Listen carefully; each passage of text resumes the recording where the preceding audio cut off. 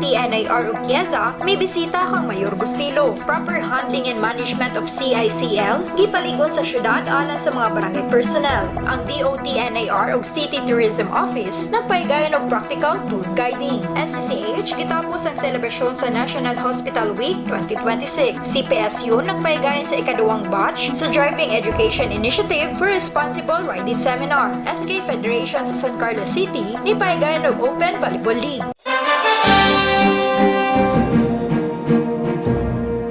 Maayong adlaw San Carlos, kini ang Vamos News. Gikan sa City Information Office, kami nagahatod kaninyo sa mga balita nga nakalap sa balay lungsod ning Dakbayan. Ako si Janela Secong, karon sa detalye sa mga balita.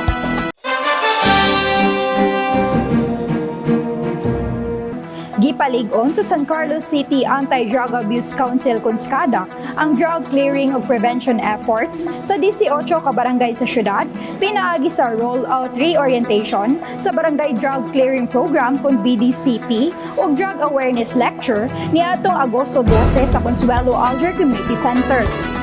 Mitambong sa kalihukan ng 80 ka representante gikan sa 18 ka barangay, lakip ang mga barangay captain, secretary, chief tanod ug mga opisyales sa Barangay Anti-Drug Abuse Council kun BADA. Ang mga resource speaker mao sila si Regional Team Leader Janet D. Reyes sa Barangay Drug Clearing Program, Provincial BDCP Officer Imari Faye Lascunia o Provincial Public Information and Community Education kun PECI Officer J.D. Sales na naghisgot kabayan sa drug awareness, epekto sa illegal drugs o kamenungdanon sa prevention. Matod ni Sangguni ang panglusod kon SP member Joseph Mark Antonio, ang reorientation nagsilbing pahinumdum sa hustong mga lakang ug responsibilidad sa pag-atubang sa drug abuse nga nagpabiling seryoso og padayong kabalaka, ilabi na kay ang mga drug pusher padayon sa pagpangita og bag-ong pamaagi sa ilang operasyon ug nagtan-aw sa illegal drugs isip tinubdan sa kita nga dili lamang makaapekto sa mga user ug seller kundi sa tibuok komunidad. Aware naman ang tao with ani, but we need to push it more. Kaya to ani is we try to lessen yung na kung pwede mag-clear na to barangay yung drug-free siya. Reorientation, pasabot na orient na madaan. Kaya uspo na to, reorientation. Sakto? So kapala naman tayo mo na to, ganun lang, we have to reorient ourselves for the purpose na at least we'll be ready. Kaya if you look at it, ang drug abuse mga good, not only drug abuse, tanan yun, drug selling, dive spots, that is prevalent and very, if you look at it, that is a very prevalent and continuous concern that we have to address. Ipasabot ni PDEA Negros Occidental Provincial Officer Jelle Robbins Catalunya na ang usa ka drug-cleared barangay nakatuma na sa gikinahanglang proseso sa drug clearing apan wala kini magpasabot nga hingpit nang wala ang illegal drugs sa mong lugar samtang ang drug-free barangay nagpasabot nga walay illegal drugs na anaa sa komunidad. Iyang gipasiugda nga ang drug clearing usa ka padayon nga proseso nga dili matapos sa deklarasyon nga drug-cleared ang usa ka barangay tungod kay mao kini ang pagsugod sa komunidad sa pagmaintenar sa mong status ug seryosong pagtuman sa ilang responsibilidad.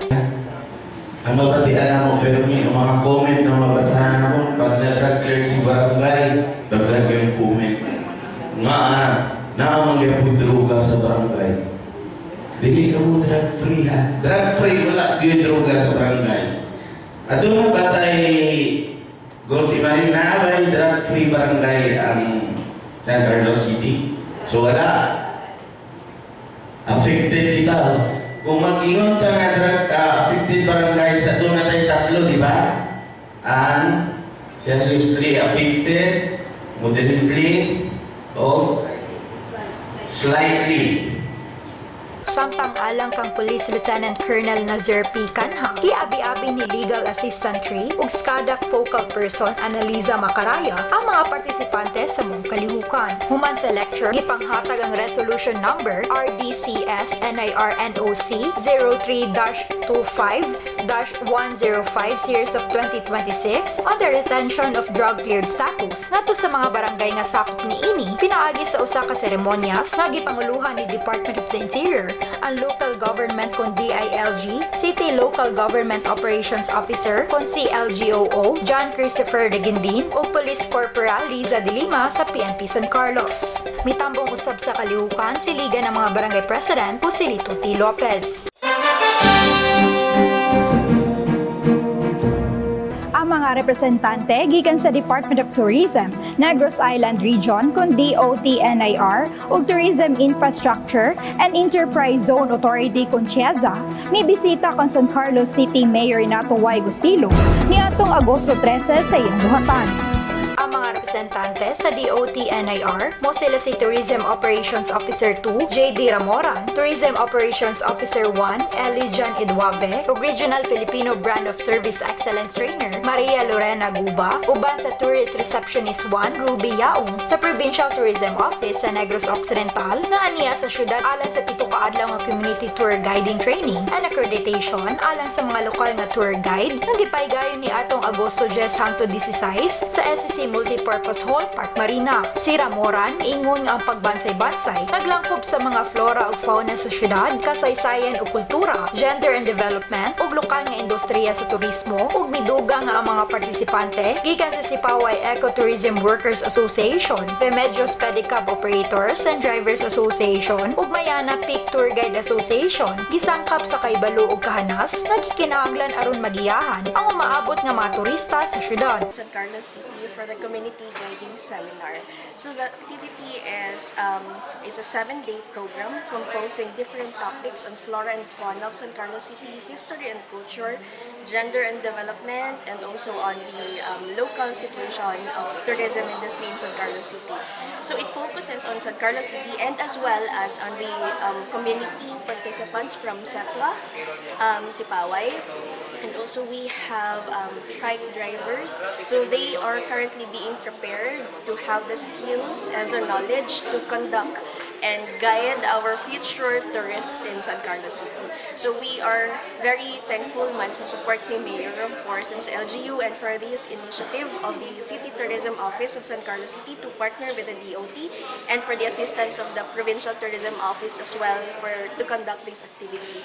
And we are, of course, really thankful for the coordination and cooperation of the participants all over from San Carlos City and their willingness to participate as well. So maybe that's it. Sa laing bahin, ang mga representante sa CIEZA nga sila si Landscape Engineer Architect Renego Benchong, Architect Stella Maris Delera ug Civil Engineer Jordan Beltran ana sa San Carlos City aron mopahigayon og inspeksyon sa mga project site. Si Benchong mingon nga ang team mo inspeksyon sa duha ka gisugyot nga proyekto sa syudad, ang Sipaway Island Eco Escape, a bird watching retreat in the heart of Mangrove Project ug ang Medina Memorial Tree aron mangolekta og impormasyon, mo-assess sa mga proposal ug mo-presentar sa ilang mga findings sa CIEZA board.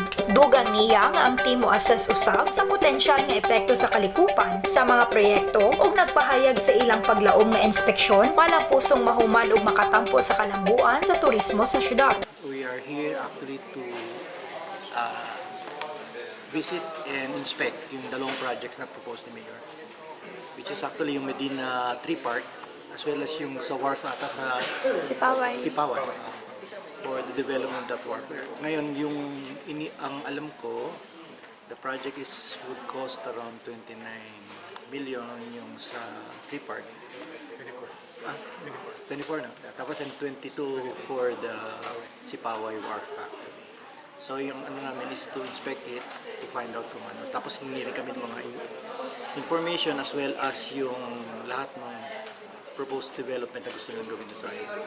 And then we'll evaluate it and then present it sa board ng TIEZA.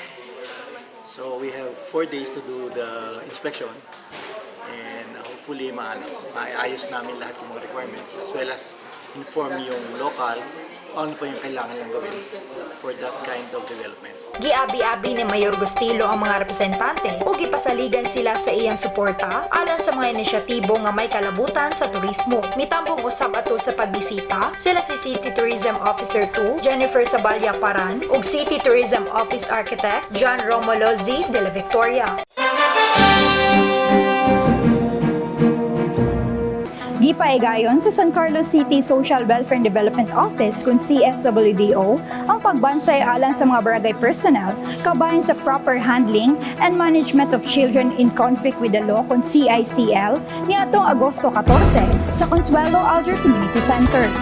Mitambong niini ang mga opisyales sa barangay, mga kagawad nga naka-assign sa women, children and family concerns ug mga chief sa barangay public safety officers gikan sa 18 ka barangay sa syudad. Gitumong sa pagbansay nga mapalambo ang kahibaluokan na sa mga barangay personnel sa hustong pagdumala sa mga kaso na naglambigit sa CICL subay sa mga balaod ug polisiya sa pagpanalipod sa mga bata. Giatagan usab og gibug-aton ang hustong referral, documentation, intervention o koordinasyon sa mga hingtungdang ahensya aron masiguro nga ang mga bata makadawas sa angay nga suporta, proteksyon ug serbisyo. Misilbing resource persons ang mga representante gikan sa Public Attorney's Office kun PAO ug Philippine National Police kun PNP. Lakip sila si Police Chief Master Sergeant Maria Angeli Uperio, Attorney Rapney Cabantud, Attorney Ana Katrina Bianca Rimoto ug Attorney Kim Arvin Billones. Gisgutan nila ang inisyal nga pagdumala sa CICL, hustong mga pamaagi sa interbensyon, mga obligasyon o responsibilidad sa mga opisyales sa barangay ug mga serbisyo nga mahimong ma-avail sa CICL pinaagi sa PAO. Gipasiugda usab ni social worker Jeneline Ledesma sa Office of the Clerk of Court ang kamanungdanon sa paghimo og luwas, produktibo ug makapahiuli nga komunidad alang sa CICL ug Child at Risk kun CAR. Giawhag ang mga opisyales sa barangay nga hatagan og hustong giya ug suporta ang mga bata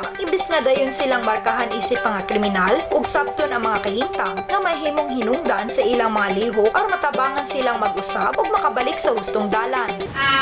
Karon sa atong seminar at ang atong dili niya mabawan nga ang rather sa atong seminar atong i-transform ang atong barangay to a safe, protective and restorative community. So dapat maminaw jud ang tanan. Naata diri karon to ensure na ang mga CICL nato, sa kay meaning sa CICL, children and conflict with the law. So kana sila kanang core naapatay kuana dili napatay aside sa CICL nga kana sila muna mga bata nga nakasala naapotay mga minor de edad nga kanang wala sila nakasala na pa sa balaod sa atong komunidad o sa gobyerno, pero kanang kani sila mga bata nga napasagdaan sa gilikanan ba. So unsay tawag nila anak?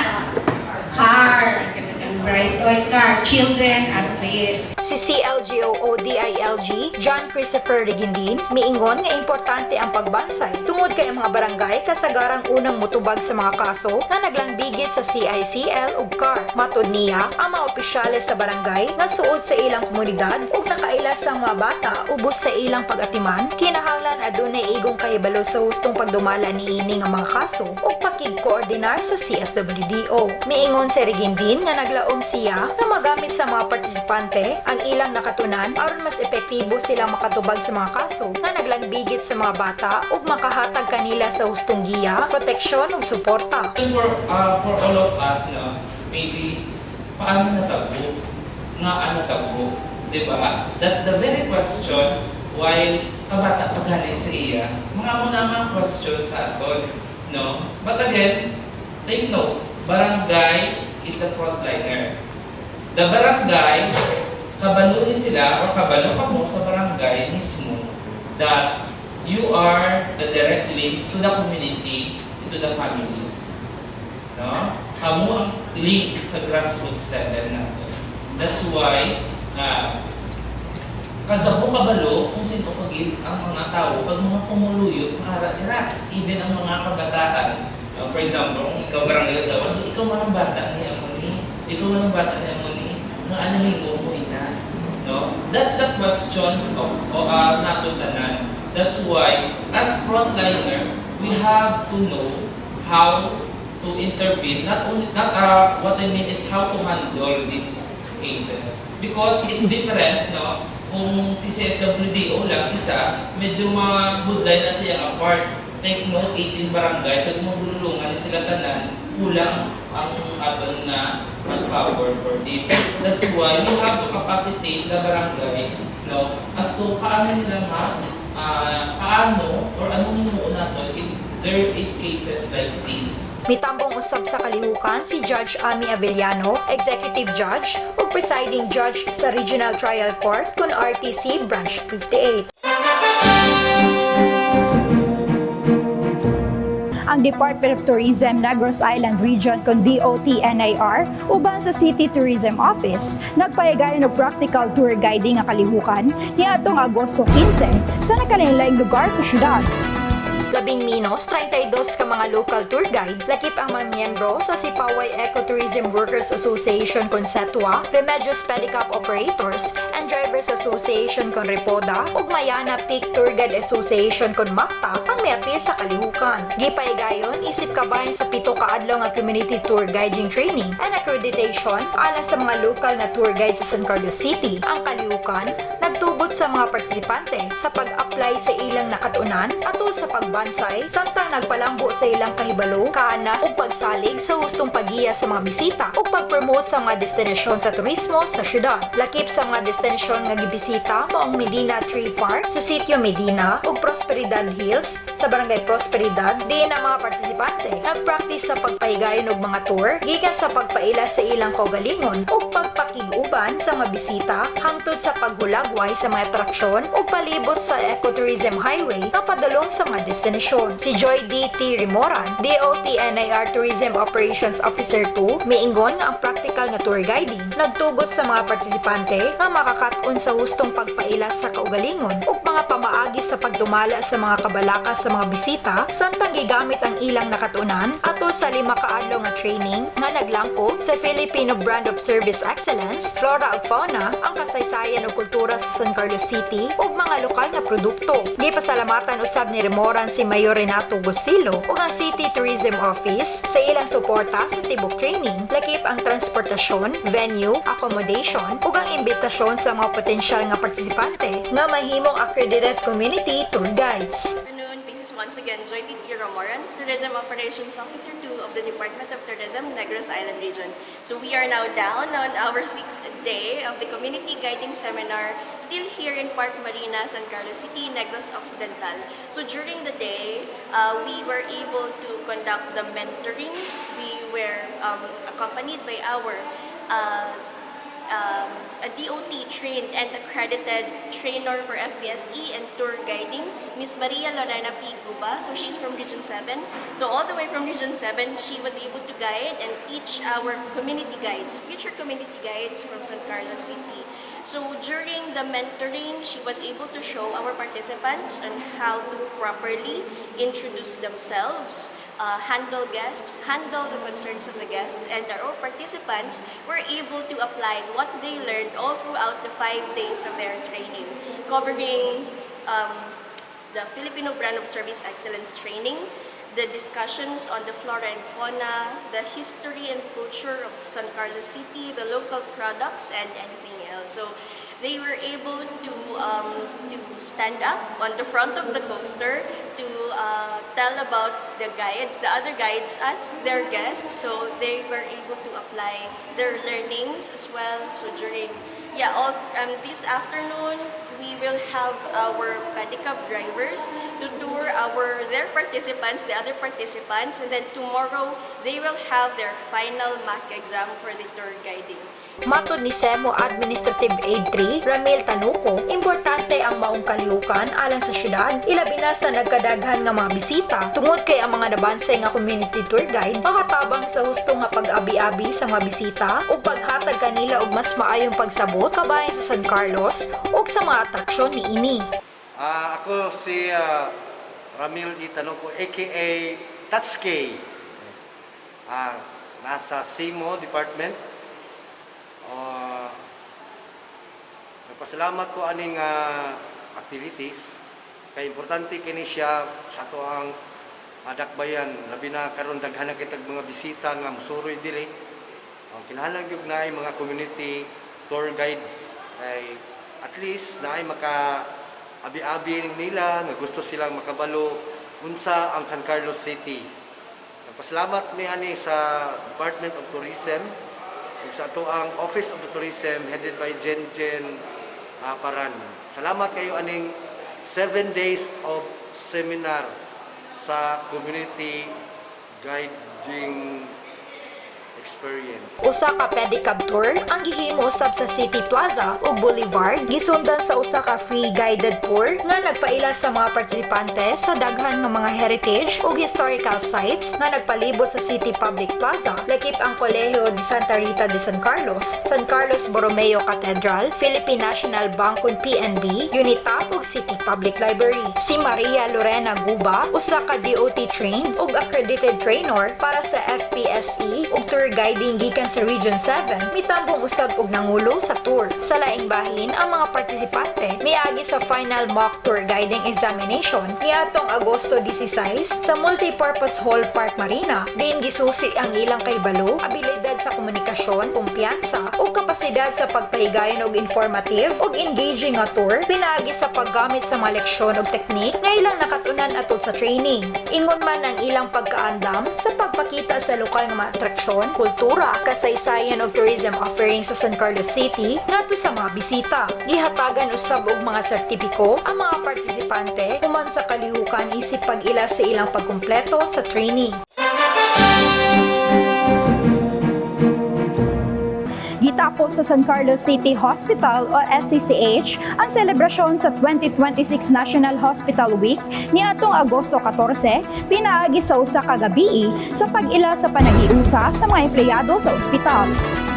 Uban sa tema nga One Health for One Nation, makabagong teknolohiya sa ospital na mapagkalinga, ang usa ka semana nga selebrasyon nagpasiyugda sa kahimsog o kaayuhan samtang giilang dedikasyon o kontribusyon sa mga healthcare worker sa paghatag og pag-atiman ug serbisyo sa mga pasyente o komunidad. Naglakip sa selebrasyon ang mga public service activities sama sa bilateral tubal ligation o BTL niadtong Agosto 11 ug bloodletting activity niadtong Agosto 13, wellness activity sama sa Zumba o mga sporting events nga nagtigom sa mga empleyado sa ospital gawas sa ilang adlaw-adlaw nga buluhaton ug nakatabang sa pagpaligon sa teamwork ug camaraderie taliwala sa nagkalain-laing hospital divisions. Atol sa closing program, gihatagan og cash prizes ug giila ang mga mananaog sa nagkalain-laing sports events. Ang mga mananaog maong mosunod sa basketball champion engineering division, first runner-up social services division, second runner-up finance division. Sa volleyball, champion administrative division, first runner-up finance division. Giant volleyball, champion engineering division, first runner-up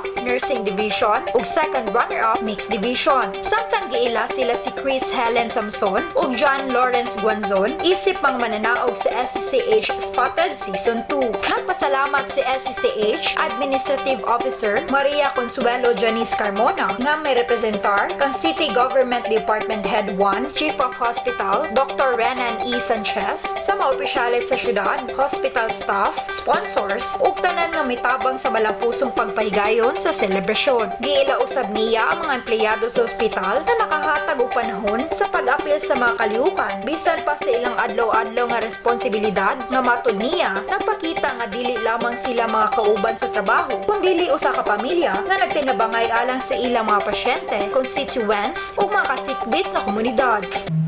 Good evening and welcome to the culmination of the San Carlos City Hospital National Hospital Week.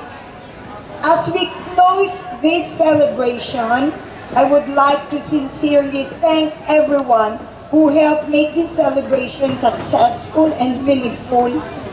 More importantly, to the support of our city officials, to mention again Mayor Renato Gostillos and Vice Mayor and the City Councilors. Thank you for your continued support to our hospital and our healthcare workers. I would also like to thank to our anonymous sponsors who help us in many ways without asking for recognition. Let's give them a hand of applause. Gipaambit ni City Mayor Natuway Gustilo na nagplano ang syudad alang sa bagong hospital facility samtang naghihinusab og pondo alang sa mga pagpaayos sa kasamtangang SCCH lakip na ang 10 million pesos sa sunod puig alang sa gikinahanglang mga koreksyon sa kasamtangang pasilidad. Iyang gidugang na sumala sa Department of Health, Negros Island Region kon DOH-NIR, kwalipikado ang SCCH nga mag-upgrade gikan sa primary ngadto sa secondary hospital nga matod niya nagpakita sa dedikasyon ug performance sa mga healthcare worker sa pagserbisyo dili lamang sa mga residente sa San Carlos kundi apil usab sa mga pasyente gikan sa silingang mga syudad ug munisipalidad. Giila ni Gustilo ang mga empleyado sa ospital tungod sa ilang kontribusyon sa pagtuman sa mga kinahanglanon alang sa maong upgrade nga matod niya ang ilang dedikasyon sa pagserbisyo sa komunidad mo'y nagpalig-on sa paningkamot sa syudad sa pagpalambo sa ospital. Kawan pa mo, mag-init inyong ulo, my only advice is do not fight back. No. Dili na mamalikas because we are here to help the poor. Labi na diyo ka na bang kung ikaw ang tagtungod, you do not know what you're doing. No, you will come to realize kung maumpawan na ka of your wrongdoing. So let them do the wrongdoing. Let's just keep quiet. Let us do or proceed with our work as designated. Mitambong usab sa kalihukan ang mga representante sa Tourism Infrastructure and Enterprise Zone Authority kun TIAZA uban sila si City Tourism Operations Officer 2 Jennifer Sabalya Paran ug staff Kimberly Trenzi Gabon. Mitambong usab sila si SP Member Joseph Mark Antonio kanhi SP Member Dr. Wilmer Yap ug Police Lieutenant Colonel Nazir P. Canha.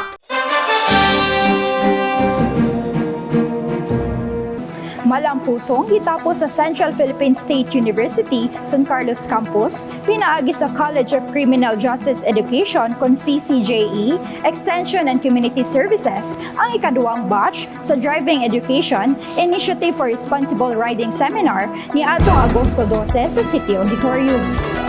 Mukabat sa 50 ka partisipante gikan sa syudad ang miapil sa programa nga gipahigayon sa tulo ka sesyon niadtong Agosto 1, 8 ug 12. Gitumong sa seminar nga mapalambo ang kaybalo sa mga partisipante kabayan sa mga balaod ug regulasyon sa trapiko, mapaayo ang ilang driving skills ug mapalambo ang responsableng pag-drive ug pagsakay sa mga sakyanan nga adunay hustong lisensya. Matod ni CCJE Program Head Iker Batingo, dili unta mahimong malampuso ng maong inisyatiba kung wala ang suporta sa mga partner nga organisasyon sama sa TL Mabuhay Driving Lesson Academy Incorporated, Local Youth Council ug Land Transportation Office kun LTO. Iyang bisiyugda nga ang pagkuha og driver's license dili lamang pagtuman sa legal nga rekisito kundi usa-usab ka responsibilidad sa pagpanalipod sa kaugalingon mga pasahero ug uban pang road users. Gi-congratulate usab niya ang mga partisipante sa ilang malampusong pagtapos sa seminar.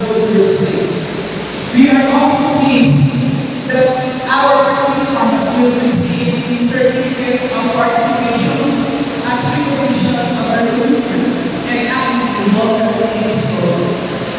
In addition, the opportunity to receive a discount on processing their driver's license is valuable. Benefit made possible through the support of our partners. As criminology students and future professionals in the field of public safety, we recognize that education and prevention are essential in maintaining peace, order, and safety in our communities. Through programs like this, we are able to extend what we have learned beyond the classroom and share knowledge that can have a lasting impact on people's everyday lives. Samtang ipasihugda ni Supervising Transportation Regulation Office District Chief Roby Andutan nga ang kalihukan ang kahatag sa mga partisipante ug higayon nga mapaligon na ilang kaybalo, responsibilidad ug disiplina isip pangatigamit sa dalan. Giawhag niya sila nga kanunay mag-practice sa mga road safety, musunod sa balaudon nga pag-drive ug motuman sa mga lagda ug regulasyon sa trapiko or makatabang sa pagpanalipod sa kinabuhi ug paghimo og mas luwas nga komunidad. Of road safety, lawful driving, and respect for traffic rules.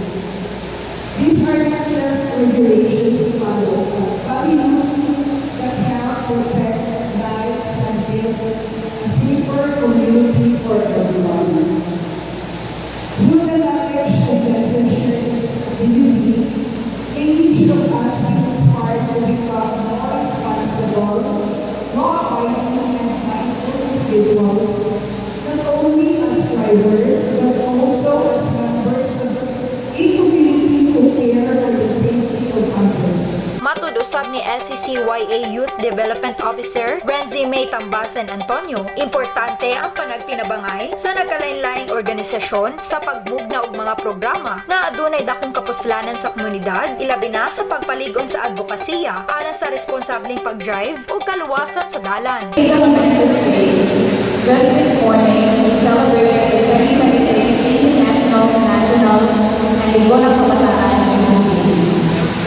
And this afternoon, this culmination ceremony of the Project Safe Ride, today is a reminder that we work together to create more meaningful opportunities such as this. CBSU has been our long-time partner, and when they respond to our call for partnership, we commit to this. And we hope that with PLOI, our LPOs and partners, we create more advocacy-driven partnerships. Ang mga panagtimbayayo, matod niya makatabang sa pagtukod og masilig-on nga kultura og responsibilidad og road safety. Gitapos ang kalihukan, pinaagi sa pag-apod-apod sa mga sertipiko ngadto sa mga partisipante o guest speakers isip pag-ila sa ilang aktibong partisipasyon o kontribusyon sa kalampusan sa mong inisyatiba. Ang Sangguniang Kabataan Federation sa San Carlos City ni paigayon og one-day Men's and Women's Open Volleyball League ni atong Agosto 12 sa Barangay 4 Covered Court. Gipaigayon subay sa selebrasyon sa Linggo ng Kabataan, ang kalihukan nagpasiyugda sa sportsmanship, camaraderie ug aktibong partisipasyon sa mga batan-o. Diin ang mga mananaog makadawat og mga premium kwarta gikan sa 2,000 pesos hangtod sa 10,000 pesos. Ang mga participating team sa men's category naglakip sa Central Philippine State University San Carlos Campus, Sixers, CTD Extra, MBL, Julio Ledesma National High School, Kudkuds Pro Smasher ug St. Joseph College, samtang ang women's category, St. Joseph College, CPSU, Prosperidad, Tanyon College ug Dos Underdogs sa Bani Cafe, ang San Carlos City United Volleyball Players Association kung opisyal sa mga dula. I-follow kami sa among official social media account sa Facebook, ang SCCLG Information Page, ug sa Instagram at SCCLG Page. Mamahimo usab ninyong i-check ang among YouTube channel, Vamos to San Carlos, ug ang official website sa syudad, ang www.sancarloscity.gov.ph. Mao kadto mga beta nga among nahipos ning semenaha. Hinumdumi nga ang saktong impormasyon mo'y pundasyon sa usa ka mabinantayon ug lig-on nga katilingban. Hangtod sa sunod natong panag-uban, daghang salamat ug Vamos San Carlos!